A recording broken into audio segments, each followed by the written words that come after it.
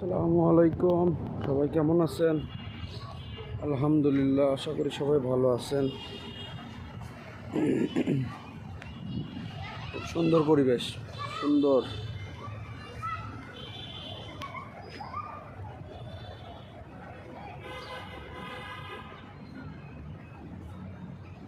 মেডিকেলের ভিতরে এত সুন্দর পরিবেশ করেছে, না আসলে বোঝাই মুশকিল।